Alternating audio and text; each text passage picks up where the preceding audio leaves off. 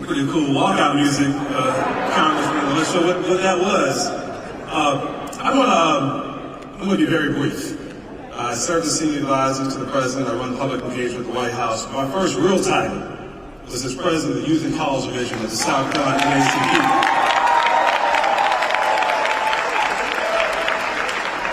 As my parents, my Congressman Jim Carlos will tell you that titles don't make leaders. Leaders are servants. When I think about it, I'm here, honestly, in my capacity, my friend Derek Johnson, who I met as a youth leader here, asked me to say some things on behalf of the incredible, diverse leadership that our president has assembled across the administration, but certainly at the White House. I think of the president's wisdom, and I think of my grandfather, Sam Benjamin. My grandfather, like many of your parents, was not an educated man. He wasn't a man of letters. He didn't go to college. He did the degrees that we all have, but he was a Christian man. He would often teach me and my brothers the lessons that we need to know to survive in life. He often go to the book of Joshua, chapter 24. He talked about how Joshua renewed the covenant at Shechem. I assembled all the leaders, the elders, and the judges, and began to recount from all the things that God had done for them up to that point. I sent Moses and Aaron to deliver them from Egypt. I delivered them back in battle, the Amorites and the Perizzites and the Hittites, and the Hivites, and the Girgashites, and the Jebusites, and the children of Jericho, all the things that God had done for them up to that point. And he said, I'll give you a land for which you did not toil, and in cities you did not build, yet you live in them, and eat from olive groves and vineyards that you did not plant. I give you a land for which you did not toil, and in cities you did not build, yet you live in them. That's my dad's long way of saying, now, boy, no matter how smart you think you are, no matter how talented you might think you are, no matter how you may think that as it served up, you didn't get here on your own. You didn't get here on your own. There's a price that you must pay for the opportunities you've been given in life. You made sure I knew about the people who marched for me and didn't know me. The people who cried for me had no idea I'd ever exist. The people who kicked down the doors of the University of South Carolina in 1963 had no idea that Maggie and Sam's dad had a little boy who wanted to go there someday. People that died for me and didn't even know my name. So I'm here on behalf of all of us at the White House to say thank you, NAACP.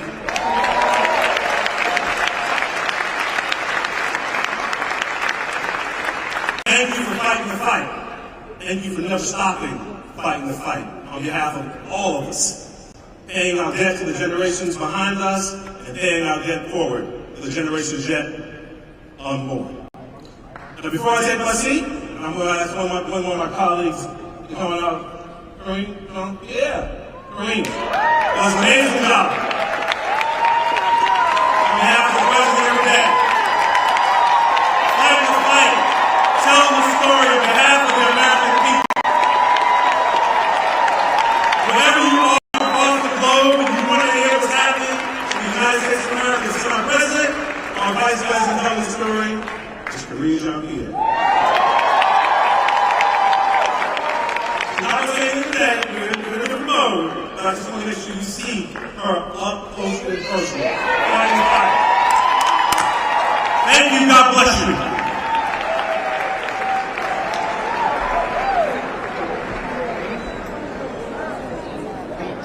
It's one thing to thrive, but it's another thing to do it for us. What does it mean to be Black and thriving? It means basking in our culture, our unique influence, our rhythm of joy. It means celebrating our community, our alma maters, our villages of pride and excellence. It means taking the center stage, painting the town black, setting the standard on what it takes to be bold, talented, and revered. It means putting Black America first. No need for beginner's luck. We've been doing this. For culture, for community. We stand in the gap. We stand firm in our contributions, past and present. We advocate. We represent. we recognize. And when we vote and vote and vote again to make democracy work for Black America. And we make that happen because of you, because of us, because of them. We make good happen for culture, for community.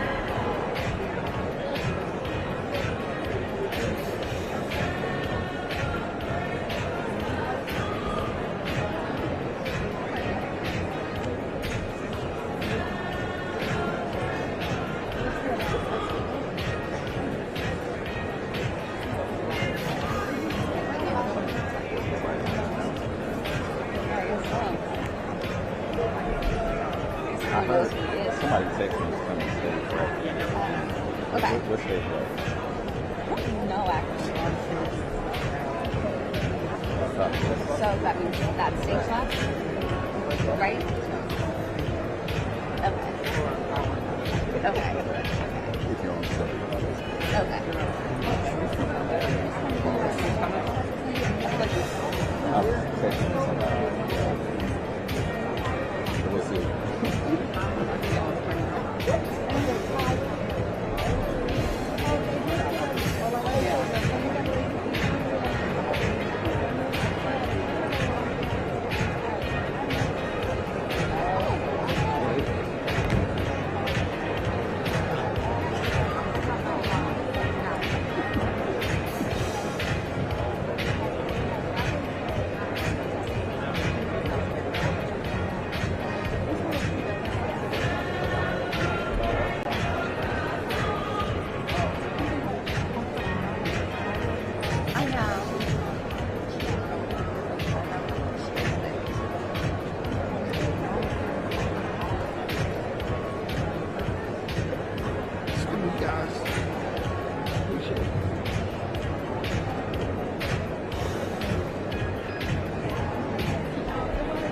Please welcome NAACP President and CEO, Derek Johnson.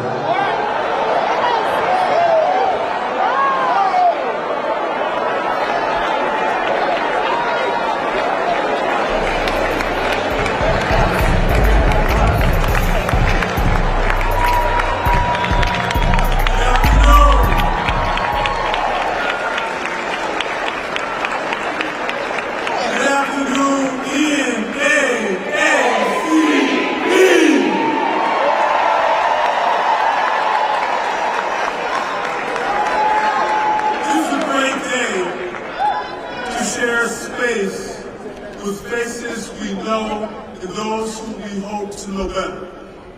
To our members, this convention is for you. From Arkansas to Alaska, the NAACP runs on people power. Because Black Americans know that our community is what carries us forward. To our friends at the National Bar Association, thank you for your decades of partnership and advocacy on behalf of the Black community in courthouses throughout the country. And to the members of the CBC, the conscience of the Congress. Your leadership, your voice, your advocacy, your understanding of how public policy must improve the quality of life for African Americans, let me correct that, for Americans across the country has propelled this nation forward in perfecting democracy. 4 years ago, the world was forced to bear witness to a reality that may have been new to them, but was all too familiar to us. The death of George Floyd was a tragedy that is all too familiar to the countless others that have ripped apart black families, communities across the country. George Floyd was not the first. And if we don't get police reform, it will not be the last. While the world reckoned with the reality of racism because many of them woke up one day and realized racism actually existed.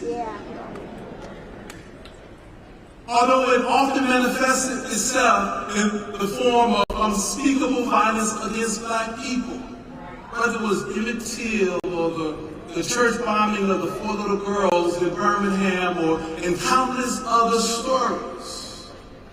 This time, some said they were prepared to change course. Some made empty promises. With NAACP and legal advocates like Ben Crump, we took action. In 2020, our community worked together to empower one another, reminding each other that we have the ability to determine our destiny. The black vote made a difference in 2020. And determine our destiny, we did, casting the deciding ballots in the national, local, and state elections 4 years later. And there is much that has been accomplished by and for our community.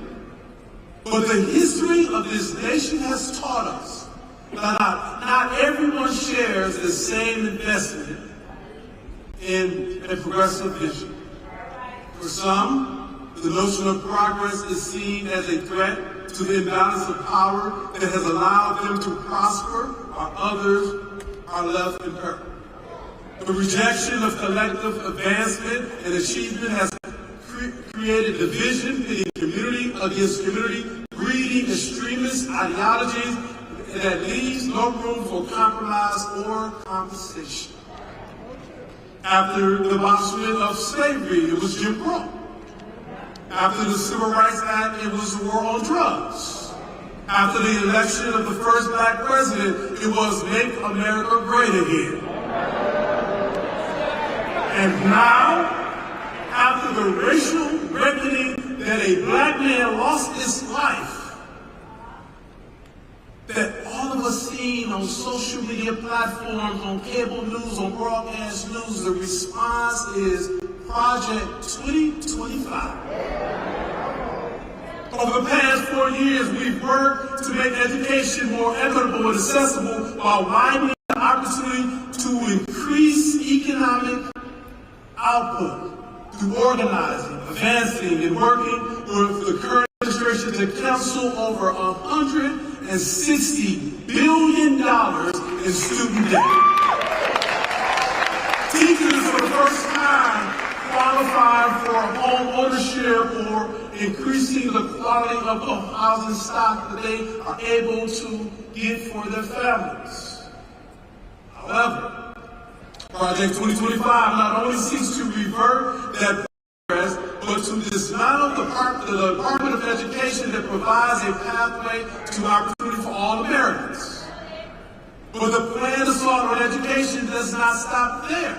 Project 2025 seeks to return back the rights to states. For those of us who live in the South, we know when the dog whistle of state rights, what it truly means.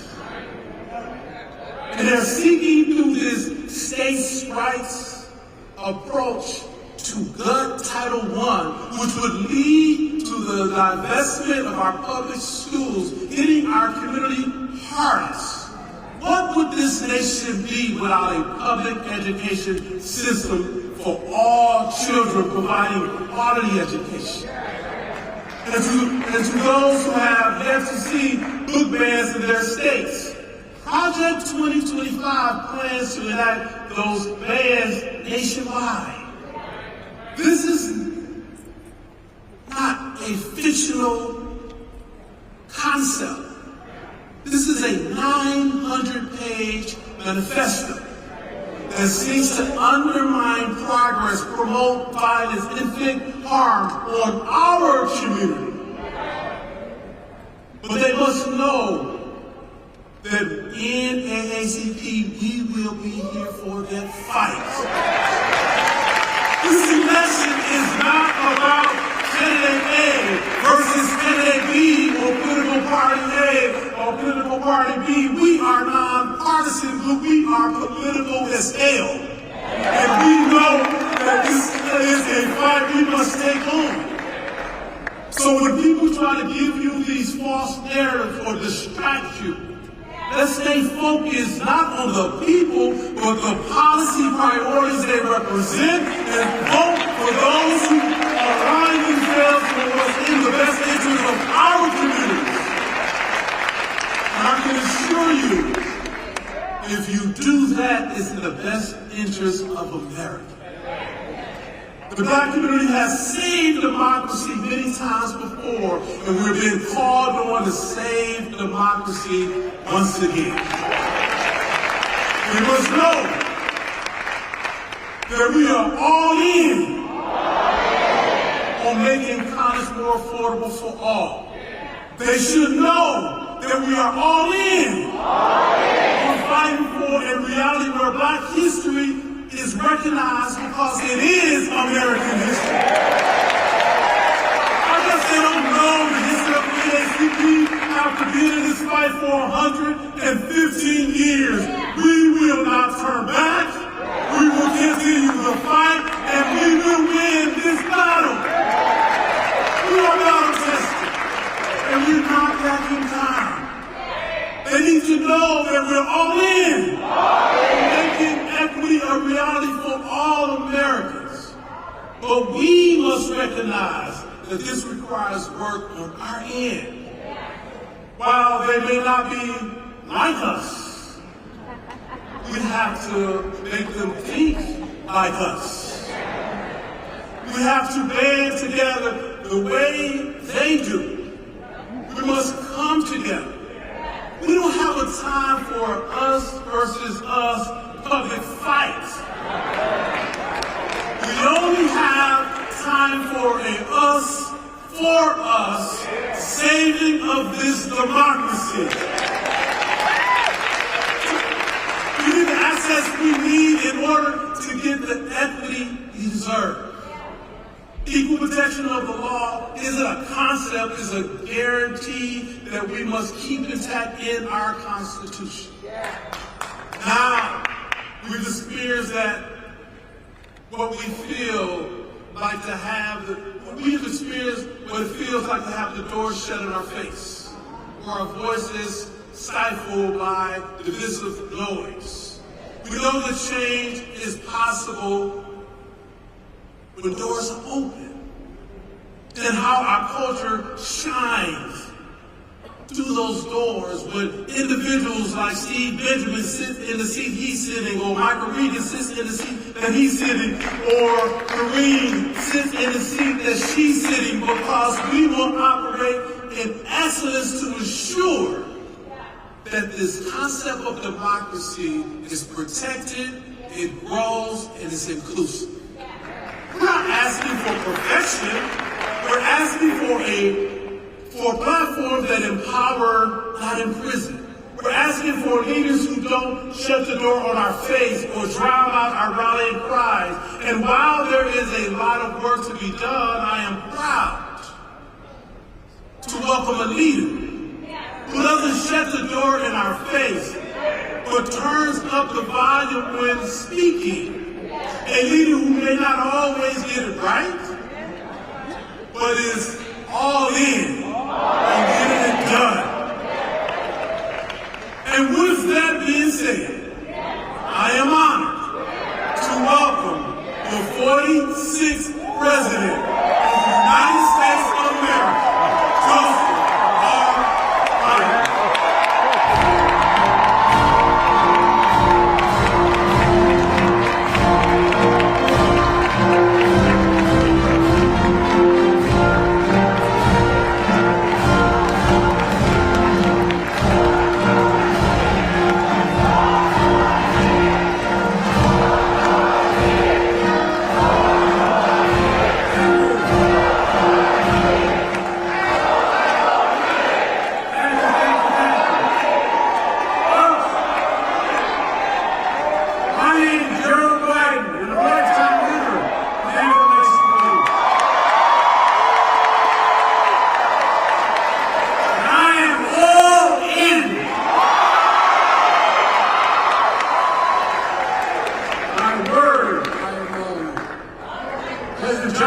tonight's introduction and for your leadership, most of all for your friendship. Thanks to all the thousands of members across America. One of the most important organizations in our country. And a special thanks, I mean it sincerely, to the members of Congress who are here, including Nevada's own Stephen Horsford, Chair of the Congressional Black Caucus. I don't know where he is, but I know he's out there. As so many members of the CBC members defended freedom, like Benny Thompson of Mississippi, Chair of January 6th Committee. And the best friend anyone can have, Jim Clyburn of South Carolina.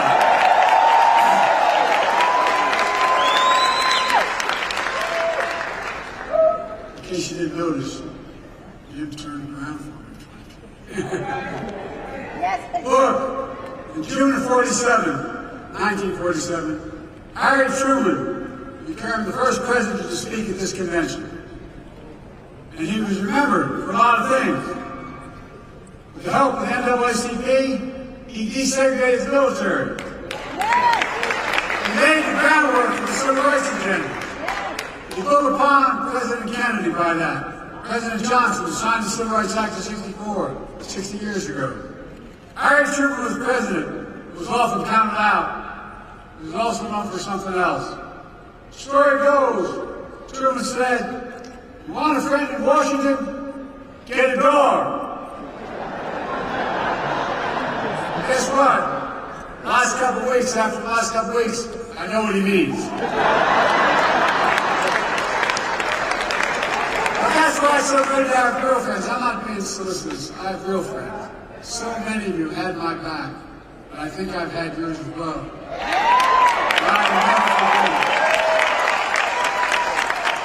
I see a couple of Delaware folks here still. And one of my best friends, when I was a lifeguard in projects, he was, his nickname is Mouse. I'll see you there.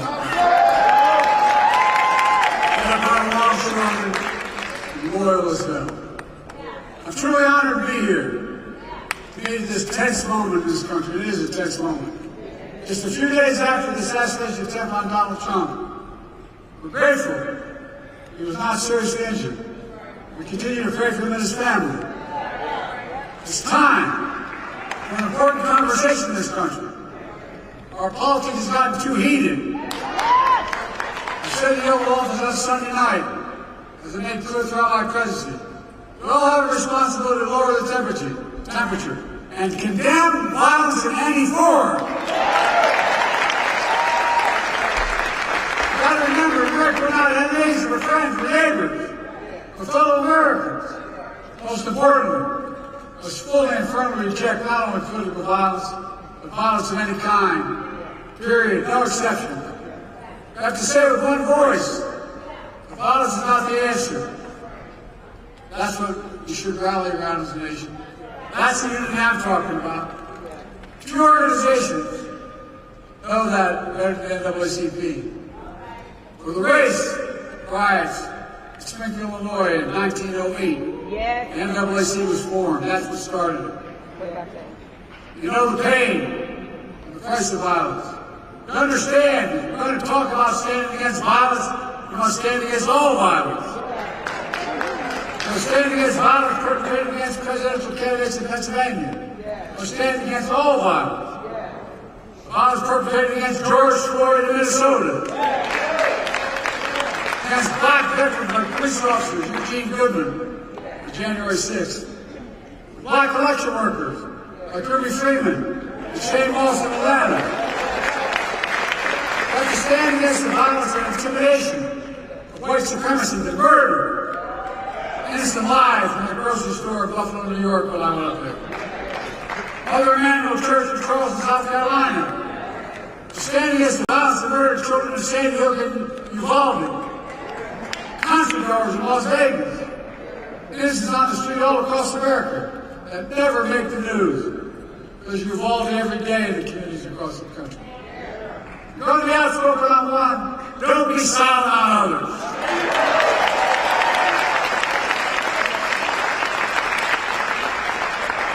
We're going to speak about violence. We're going to speak about guns. More children in America die of a gunshot wound than any That's stunning and that is sick.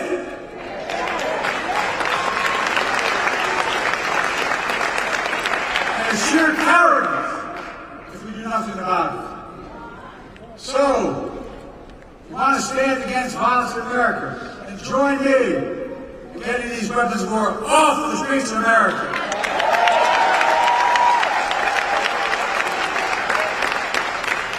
An AR-15 was used in the shooting of Donald Trump.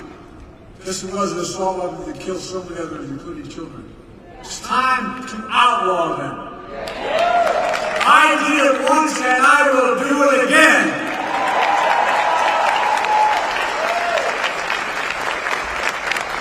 Now, just because we must lower the temperature, our politics and rage of violence, it doesn't mean we should stop telling the truth. Who you are, what you've done, what you'll do, that's fair game. As Harry Truman said, I've never delivered or given anyone hell. I just told the truth and they thought it was hell. That's what I'm going to do. There is the truth about why Donald Trump's presidency was hell for Black America. He tried to repeal Obamacare. He kicked millions of Black Americans off their health insurance. He had a $2 trillion tax cut. Will overwhelmingly benefit the super wealthy, the biggest corporation, and exploded the federal debt larger than any one president has in one term. He left no room for us to do what we should be doing.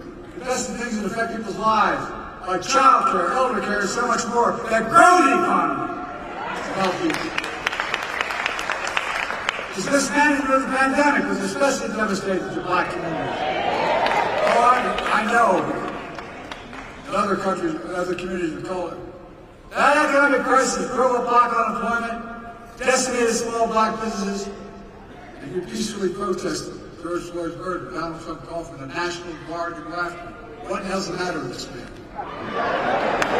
I'm serious. Go figure. A guy who spread the birth of his lie against Barack Obama, saying he wasn't born in America and he wasn't a U.S. citizen. Of course, here's what he thinks of black jobs. I love this phrase, black jobs. It tells a lot about the man and about his character. Folks, I know what a black job is. It's the Vice President of the United States.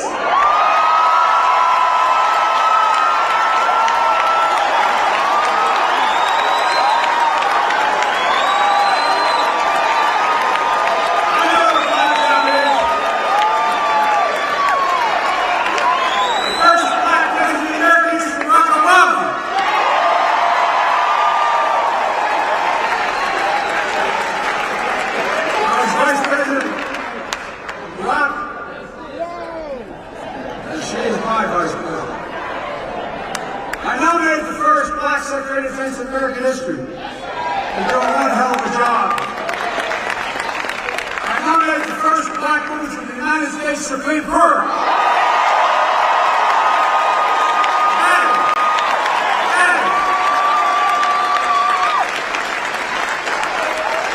I promised myself, and I promised America, that my administration would look like America.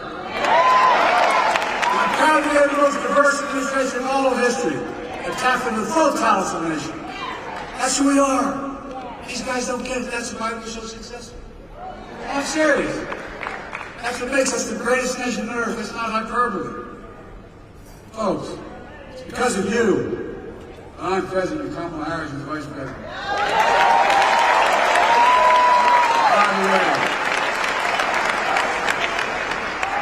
she's not only a great vice president, she could be president of the United States.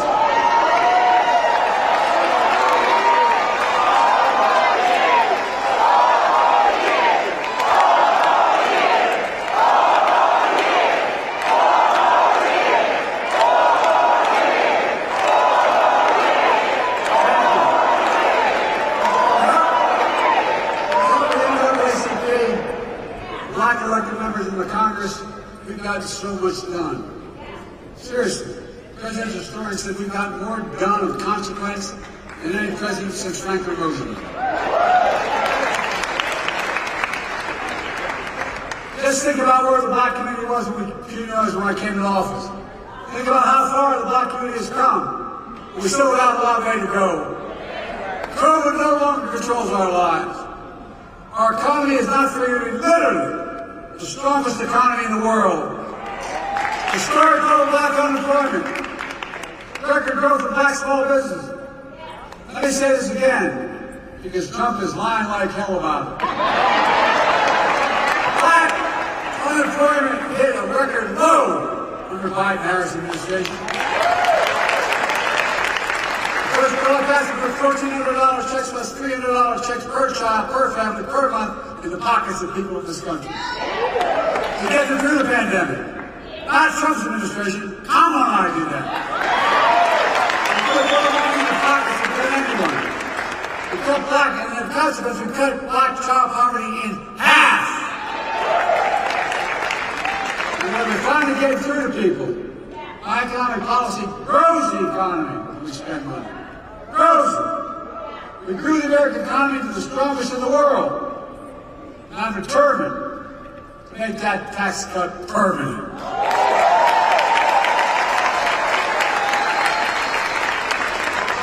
No child should ever go hungry in America. And by the way, all the data shows we can't let them tell us we drive up deficits. They drive up deficits. When you have child care, guess what? Mom or dad can work. And the child can be safe. We're connecting black neighborhoods that were cut off from old highways and disinvestment decades ago. My city, Wilmington, Delaware, I-95 runs up through what used to be the black community, divided, 6 lanes wide. We're going to make sure that the state's wanted, we're going to be able to pave over the top of that and still have the highway. Connecting neighborhoods. We're removing, which is costly, every poisonous lead pipe in a house in America so every child can drink clean water. Without fear of brain damage. We're delivering high-speed and affordable broadband. No child should have to sit out in the parking lot with their moms in front of McDonald's so they can get online and do their homework. And because of you, not only protecting Obamacare, we allow people to increase it, making health care more affordable. We're putting, and by the way, more than it's ever been, millions of African Americans now have health care because of it. We're putting home ownership within reach. How do you generate generational wealth, no matter what community you're from? I know how we did it. Everything got stuck in Scranton with no jobs. Moved to Delaware. Dad worked like hell to get down payment to buy a small house. That's how you build equity. As small as a 3-bedroom split-level home with 4 kids and grandpa lived, but it was a home, and he was able to build some equity. Look, we're making the most significant investment in climate ever in all of history.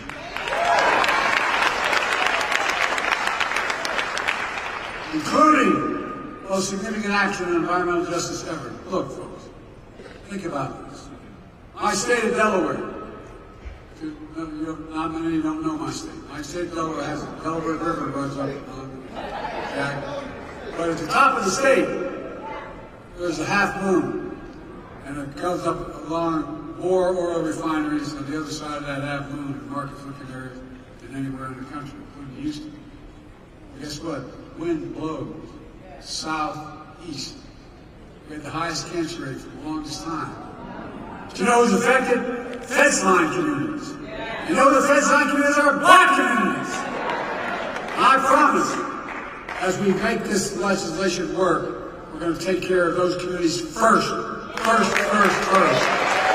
mean it. Same way in Louisiana, same way in other places. Look, we received student debt for more than 4 billion borrowers. Significant amount of black borrowers. I don't know how many have called me, say, Mr. President, I've got phone numbers, I've called them back.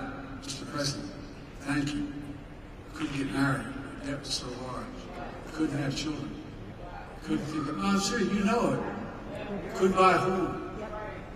But what you did, you freed me of my debt, and you gave me $10,000 for a down payment in a home.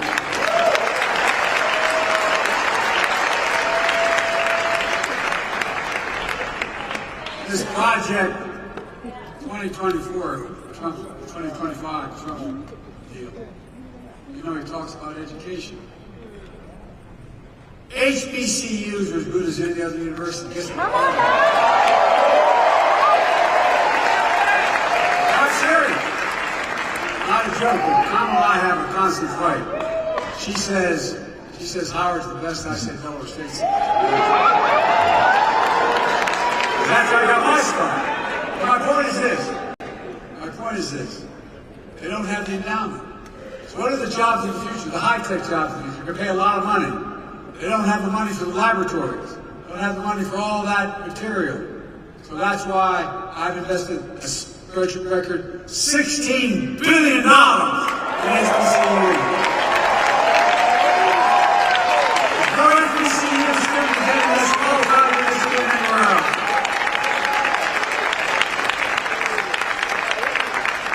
By the way, making sure that no one goes to jail for the mere use or possession of marijuana.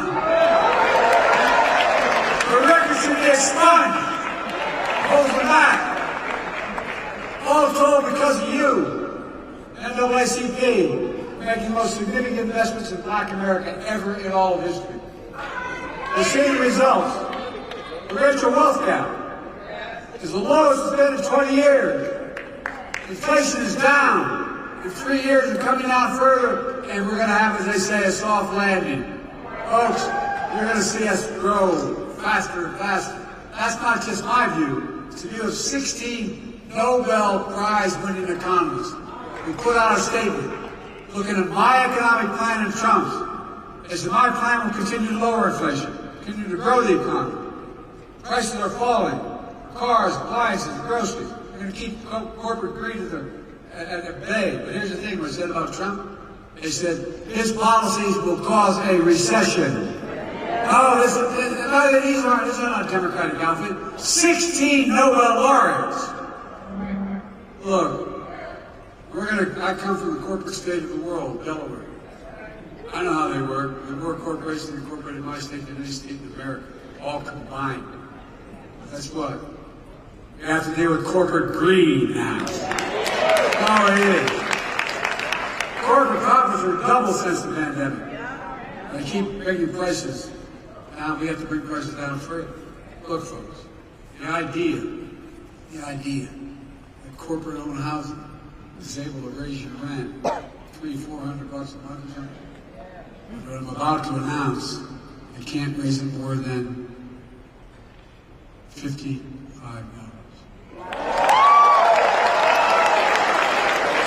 That continues taking place. Bottom line is this gets started. We'll know it's not enough to talk about the past. We need a vision for the future. Here's my plan for the first 100 days of the second term. Kamala and I are calling on Congress to pass the John Lewis Voting Rights Act.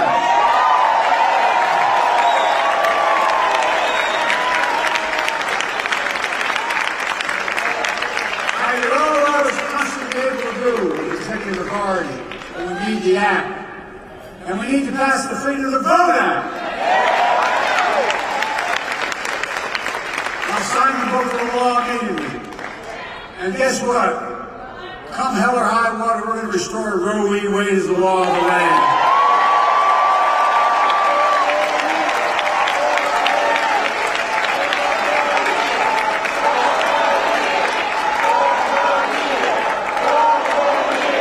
I know. I say Joe and many of the Congress. But guess what? You all told me I couldn't pass the Inflation Reduction Act. You all told me I couldn't face it anyway. With your help. Republicans blocked police reform in Congress. So I signed a historic executive order on police reform. And I'm going to come back and we'll sign George Floyd and police enacting the law. How are we going to stop that Republicans? We're going to stop them in their program on 2025. going to stop them from cutting Social Security and Medicare. I'm going to expand Social Security and Medicare by making the very wealthy begin to pay their fair share. And the very nice round, I said, we're going to build 2 million affordable homes. Cap rent increases of 5% a year so corporate landlords can't God. Anyway, we'll get very upset. They're just gouging you. And we're going to keep relieving student debt. We're going to end medical debt.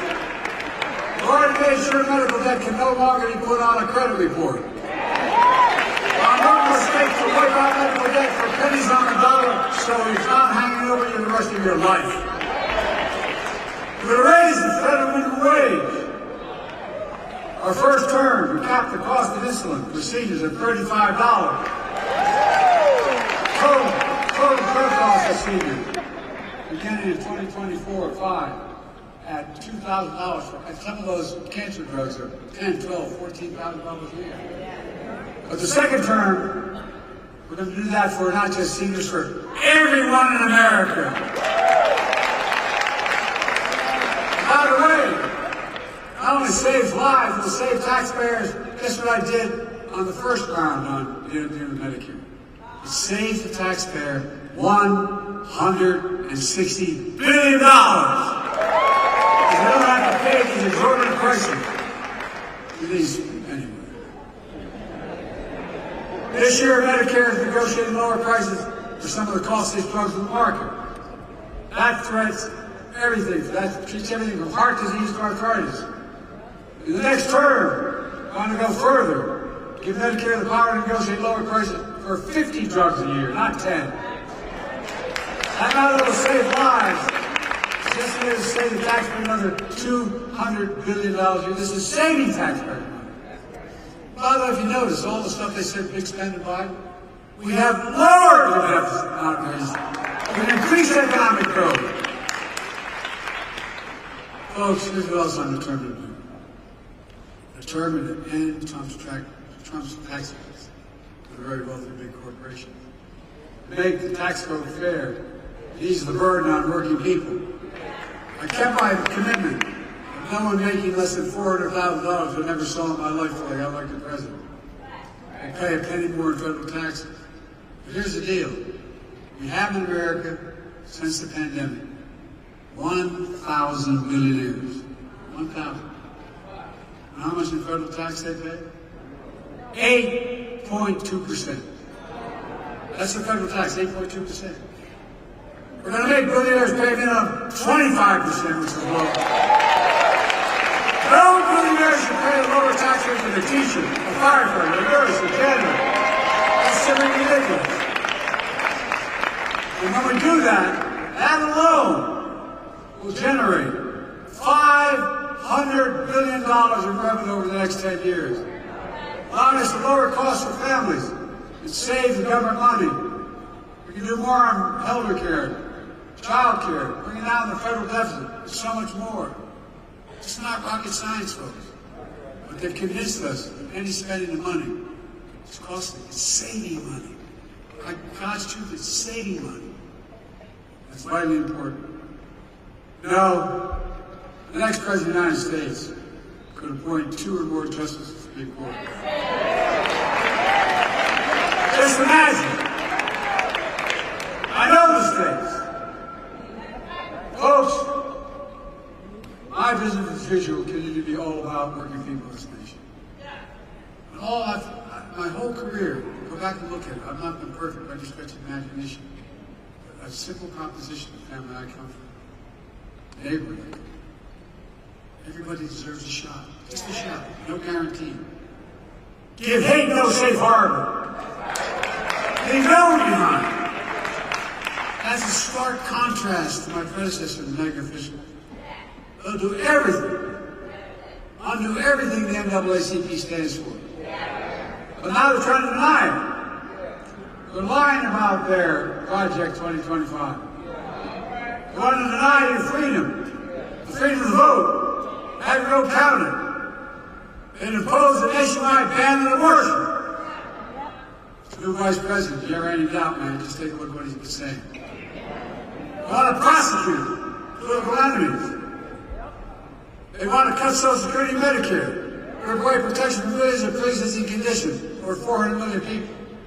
Stop Medicare from negotiating lower prescription drug prices. Risking people's lives, costing the government more money. They eliminate the Department of Education. Oh, you ought to read it. Saying it's a state issue. Give me a break, the state. You know how well we do with the states. It would cut school lunches. Eliminate the Head Start program for lower-income children. Allow employees to stop paying overtime. Employers, stop paying, catch this one, stop paying overtime to hourly workers. They're such good. But give the very wealthy and big corporations new taxes. They've already eviscerated affirmative action.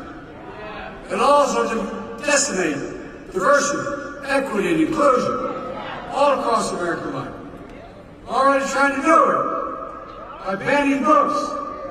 We're trying to erase Black history. Black history is American history.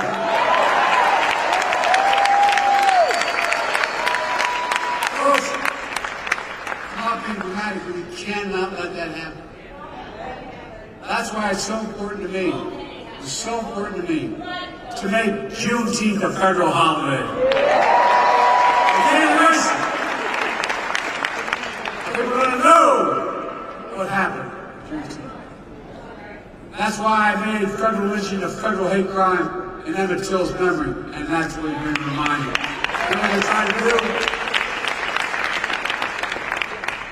As well as establish national monuments for Mamie and Emmett Till. So much more. So there's no doubt about what's happening.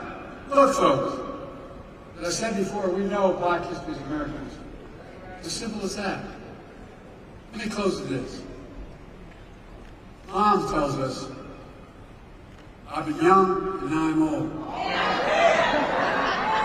Yet I've not seen the righteous forsaken. I've not seen the righteous forsaken.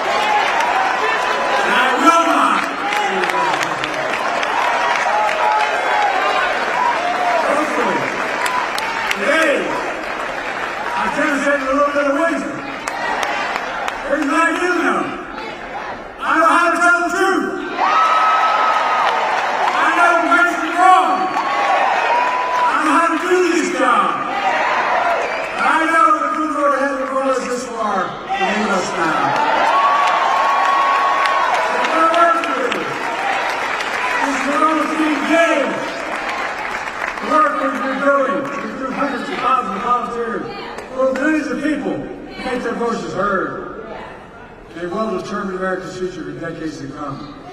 Folks, that's important. We must all be defenders for freedom, justice, equality, and the bedrock of democracy. There's been no more important voice in that truth than the voices of the Black community.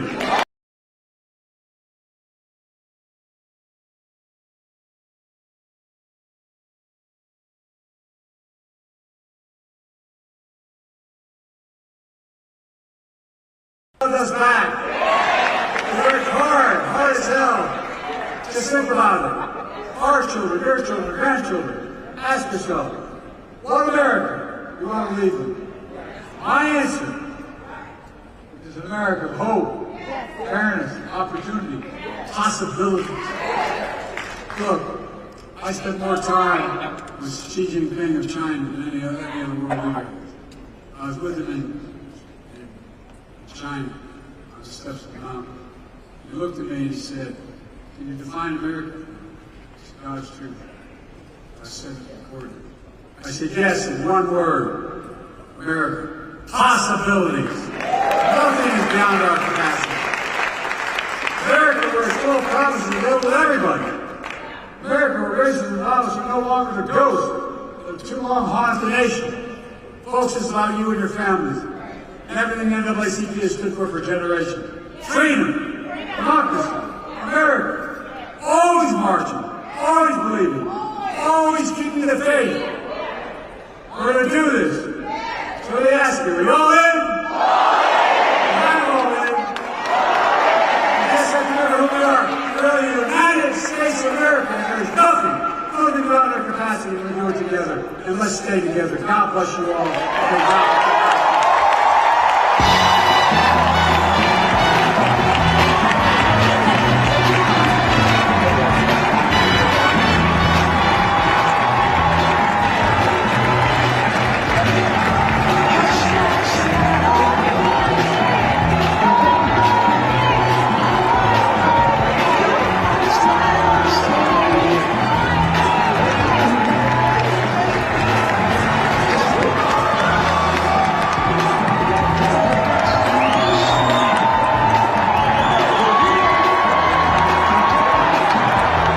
Attention, all attention.